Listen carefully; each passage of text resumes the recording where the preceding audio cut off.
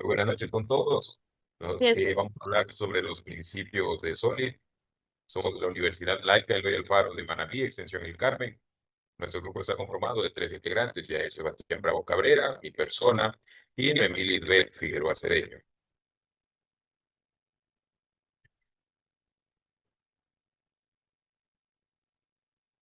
Primeramente debemos saber qué es el Solid. Solid es un acrónimo de cinco principios fundamentales en la programación orientada a objetos. Su objetivo es ayudar a escribir un código más limpio, mantenible y flexible frente a cambios o escalamiento del sistema. El primer principio, que es la S, Single Responsibility Principle. Una clase debe tener una única responsabilidad o razón para cambiar. Aquí tenemos lo que son problemas si es que no se llega a aplicar este principio, lo cuales son clases gigantes y desordenadas, difícil de mantener o testear. Un cambio puede afectar a múltiples funcionalidades. Si se aplican las buenas prácticas, lograremos dividir tareas entre clases especializadas, nombrar las clases según su única función y delegar responsabilidades. ¿Qué buscamos nosotros en el principio? Evitar que una clase tenga más de una función o motivo de cambio. Si una clase hace demasiadas cosas, se vuelve difícil de mantener y propensa a errores. Por ejemplo, en el diseño, la clase generar reporte se encarga únicamente de generar el contenido del reporte. Contiene la lógica del negocio relacionada con la información. Por otro lado, guardar archivos se encarga exclusivamente de la tarea de guardar ese contenido, ya sea en pantalla, en un archivo o incluso en una base de datos. ¿Por qué es importante? Porque si en el futuro el formato de almacenamiento cambia, por ejemplo, si ahora el reporte debe guardarse como un archivo PDF o incluso enviarse por correo electrónico en lugar de guardarse localmente, solo necesitaremos modificar o extender guardar archivo. La clase generar reporte permanecerá intacta, ya que la única responsabilidad sigue siendo generar el contenido. Esto nos da un sistema más ordenado, más fácil de mantener y menos propenso a errores. Por cada clase tiene una sola razón para cambiar.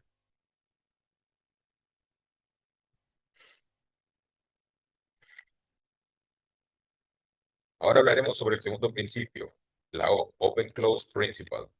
El comportamiento de una clase debe poder extenderse sin modificar el código fuente.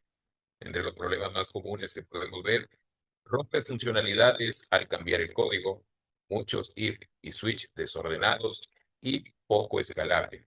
En cambio, si aplicamos las buenas prácticas, se puede usar interfaces, crear nuevas clases que implementen comportamientos y aplicar el polimorfismo. ¿Qué buscamos en este principio? Es diseñar que las clases que forman se puedan agregar nuevas funcionalidades sin modificar su código fuente original. En este principio nos dice que nuestras clases deben estar abiertas para ser extendidas, pero cerradas para ser modificadas. ¿Qué significa esto en la práctica? Que no debemos estar tocando código viejo cada vez que queremos agregar una nueva funcionalidad. En lugar de editar lo que ya funciona, simplemente agregaremos nuevas clases o comportamientos que extiendan el sistema. Por ejemplo, en el diseño tenemos una interfaz de descuento y varias clases que la implementan, como por ejemplo descuento VIP y descuento regular. Ahora supongamos que la empresa decide implementar un nuevo tipo de descuento, por ejemplo, para empleados.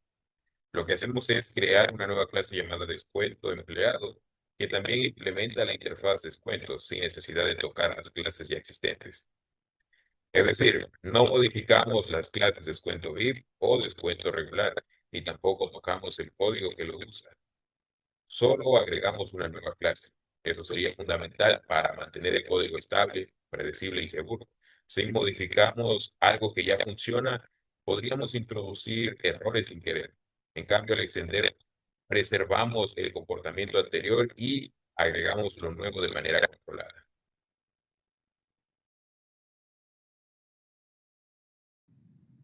Liskov Substitution Principle o principio de sustitución de Liskov.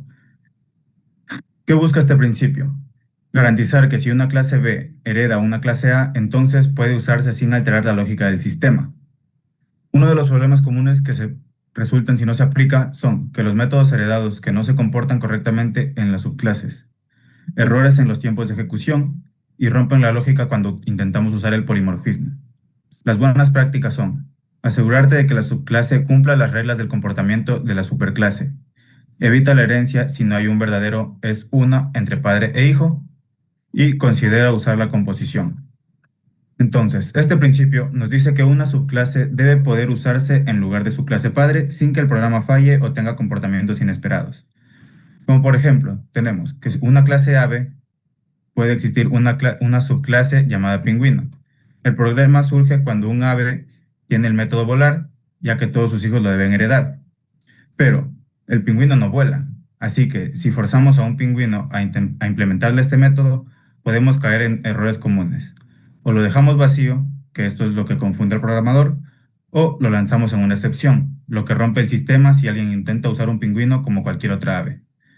Esto viola el principio de sustitución de Liskov, porque estamos heredando por obligación y no por naturaleza.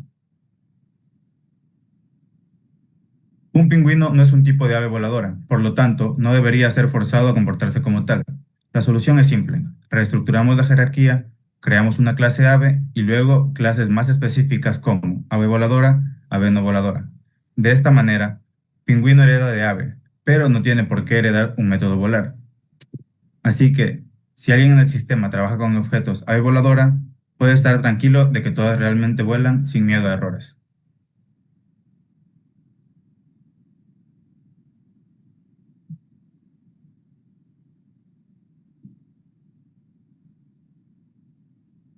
Interface Segregation Principle.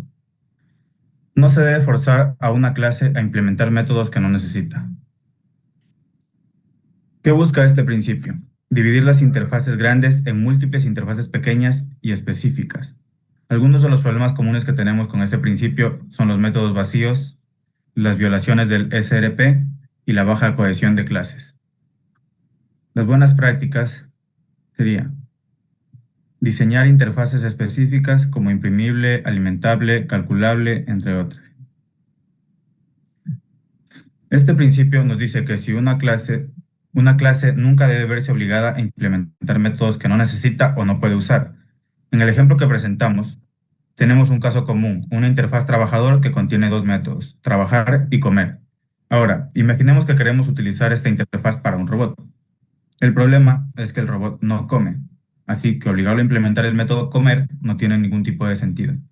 Podríamos dejar el método vacío o lanzar una excepción, pero esto es una mala práctica porque rompe la lógica del diseño. Significa que esa interfaz está mal estructurada. ¿Cómo podemos solucionarlo? Aplicamos el principio ISP en lugar de una sola interfaz grande. La dividimos en interfaces más pequeñas y específicas.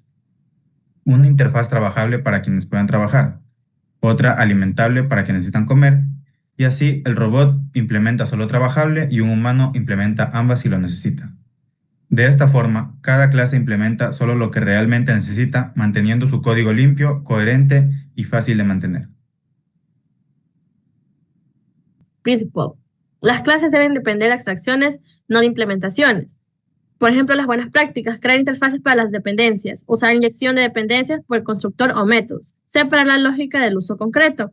Y los problemas comunes son código rígido, difícil de disimular para pruebas y alto costo de cambio de tecnología. ¿Cuál es el propósito de este principio? Evitar que las clases estén directamente acopladas o concretas en su lugar. Deben trabajar con interfaces o clases abstractas. Este principio propone que las clases no deben depender de implementaciones concretas, sino que de abstracciones como interfaces. En este ejemplo que vimos acá, tenemos una clase de servicio usuario que necesita conectarse a una base de datos. Si esta clase dependiera directamente de la conexión MySQL, estaría fuertemente acoplada. Cualquier cambio en la base de datos en la conexión para pasar al PostgreSQL o otra implicaría modificar el código de servicio usuario, arriesgando así a errores o afectando otras funcionalidades. Pero cuando usamos una interfaz, en este caso como conexión BD, y hacemos que el servicio usuario dependa de esta interfaz en lugar de una clase específica, rompemos el acoplamiento. Ahora, servicio usuario no sabe ni le importa si está trabajando con MySQL. o incluso una base de datos falsa para pruebas. Solo sabe que tiene una conexión BD y que puede llamar a conectar. Esto nos da una enorme flexibilidad y control. Si el día de mañana decidimos cambiar de tecnología, solo creamos una nueva clase como conexión PostgreSQL que se implemente en la misma interfaz y listo, sin modificar servicio a usuario. Además, esto facilita enormemente las pruebas unitarias. Podremos crear una clase conexión falsa para pruebas que simule una conexión sin afectar el entorno real. Así probamos el sistema sin necesidad de tener una base de datos encendida.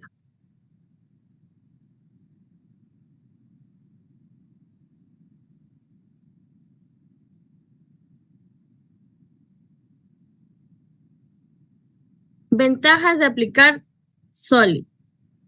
Beneficio: separación de responsabilidades, bajo acoplamiento, alto nivel de cohesión, código reutilizable y fácil de testear.